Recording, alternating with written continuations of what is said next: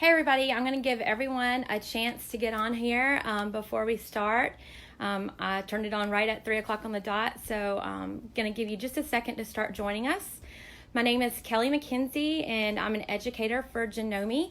And I absolutely love my job and love what I do, and very excited that I get to quilt every day for a living. And I wanted today to show you one of my favorite features that we use on our QuiltMaker Pro 18. It's a feature that you can use even if you don't have the Pro Stitcher robotics. You can use this with just your machine. It's the channel lock feature. Hey Miriam, hey Katie. And I just wanted to show you one of the options that you can do. My cameraman is kind of far away from me right now, and I want to turn the camera over to him. Let me see how to flip this. Hold on just a second. Okay.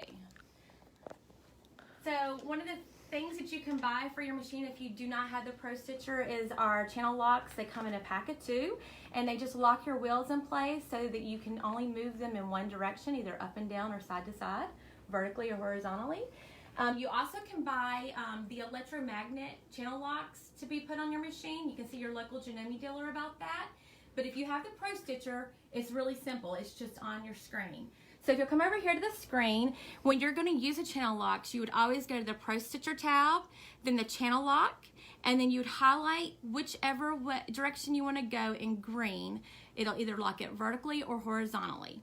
There's a couple of different ways that I use this when I'm quilting. Sometimes I don't even stitch when I'm using this. But I wanted to show you a few examples of the kind of quilting that I use the channel locks for.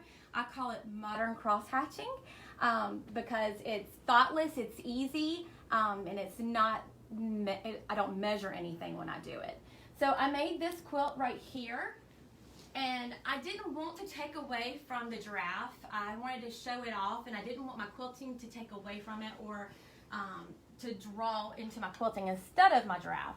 So if you'll get an up-close view of it, Eli, for me, you'll see that it's just cross-hatch stitching and all different widths. It's super easy to do. Now here's another quilt for you to look at. I do make very bright, colorful quilts. This is one made from scraps. This is my 5th quilt to make from these scraps. I guess you can see that I like K-Facet fabrics a whole lot. I did the cross hatching on this also, and if you get an up-close view of it, you can even see that I went and used different colors of thread just to give it a little bit of extra spice. So let's begin with what I want to show you. We're going to come over here to my little quilt that I made. It's really small, isn't it? I don't know who's going to use it when I get done with it. I'm just kidding. Okay, so the first thing I'm going to do is when I get ready to quilt a quilt, and I do this on every single quilt that I quilt, I'm going to fold my quilt top back, okay, and then I only have my batting and my backing right now showing. And I'm going to go up to the topmost point of my quilt that I can. I'm going to pull my bobbin thread up. And what I'm going to do is I'm going to lock my machine horizontally in place, okay? And I'm just going to sew a straight line across the top.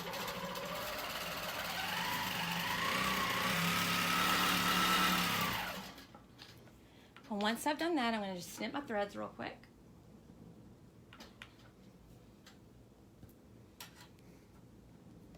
And then I'm going to take my quilt top and I'm actually going to line it up, butt it right up to that stitch line that I just created. This way, right now, I know that I am lining my quilt up straight on my backing and batting, okay? That doesn't mean that I'm going to actually sew it straight. Now what I'm going to do is I'm going to find a reference point, and notice that I got my favorite foot on my machine, the glide foot, so that it doesn't flip my edges up if I have a raw edge applique or if I'm starting on the edge of my quilt. Just tidbit of information right there. So what I'm going to do now is I'm going to look through the hole of my foot and line it up at the very bottom of my first border and at the top of my second border.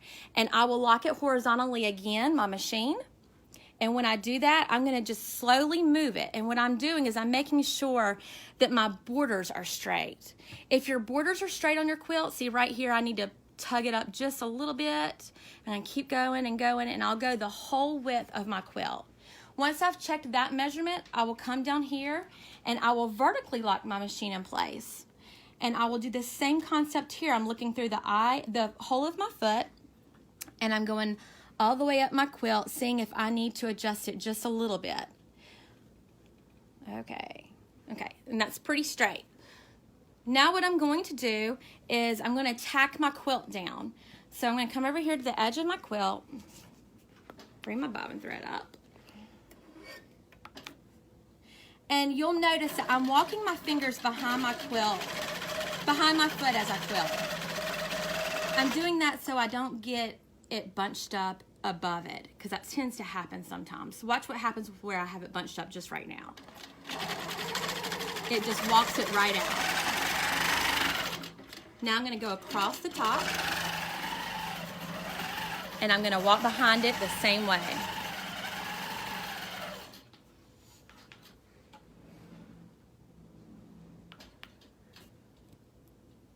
So this is something, like I said, that I do on every single quilt I quilt.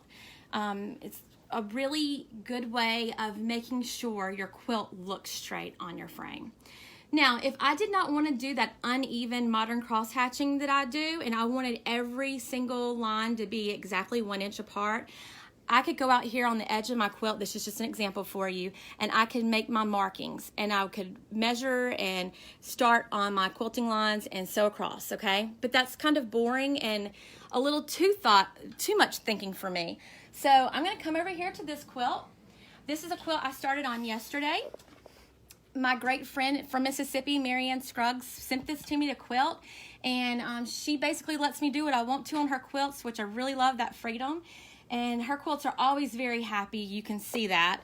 I want to just show you real quick. It's a gorgeous quilt. Yesterday, I loaded it, and I quilted all of my straight lines. You see how there's already straight lines on this quilt? And look at how pretty that stitching is. Okay? Now, after I quilted all of those lines yesterday, I then unpinned my quilt top, and I flipped it to 90 degrees, and I repinned it back to my frame. Yes, that is a little tricky. I had to make sure that I was still keeping everything straight. It took a little bit of extra time, but it's well worth it when you do that. And now what I'm going to do is I'm going to stitch a line across. I'm going to, actually, you see where my last stitch was? I'm going to come all the way to the bottom point of my quilt area right now, and I'll tell you why I'm doing that. I'll hit needle up, needle down, and what I'm going to do is I'm going to stitch across my quilt.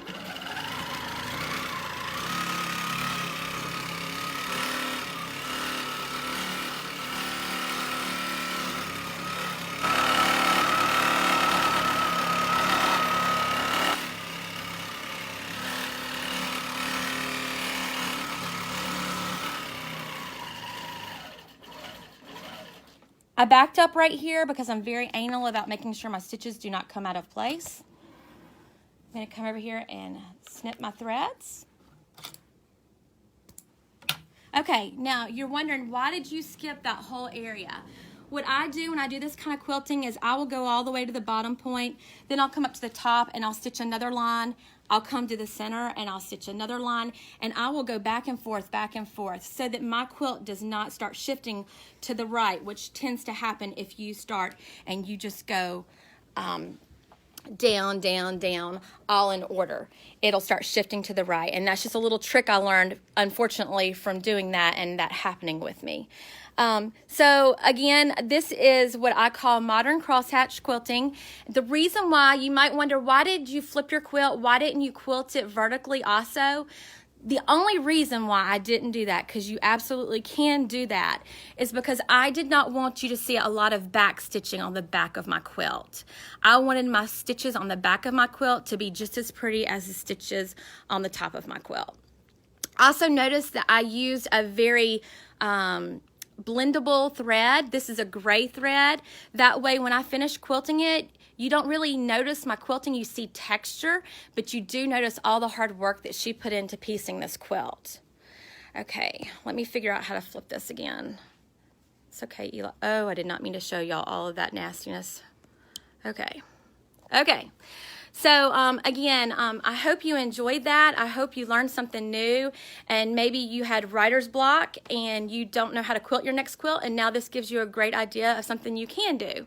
So I just wanted to remind you that we still have our dealers out there. They are doing curbside service. They are doing home deliveries. They are getting very inventive on the ways that we can still help you and supply your needs for sewing and quilting during this very strange time that we're going through. I also want to remind you that we are still doing our Spring Black Friday sale through April 30th. You can go on Janome.com to see all the specials that we have. And if you don't know who your closest Janome dealer is, you absolutely can go to our website and put in your zip code, and it'll show you your closest Janome dealer. Sorry for all the unfinishedness in the back. I just moved into my new house, and my quilting room is in the basement, so it's a work in progress, but I'm excited to have it again. I really enjoyed doing this video. I'll be doing one in a couple of weeks. Remember, we are doing these Monday through Friday every day at 3, and today we're doing a double feature, so go get you a snack and come right back, because at 3:30 we're going to be showing you another great thing you can do with your Janome sewing machine. Thanks for watching, and we will talk soon.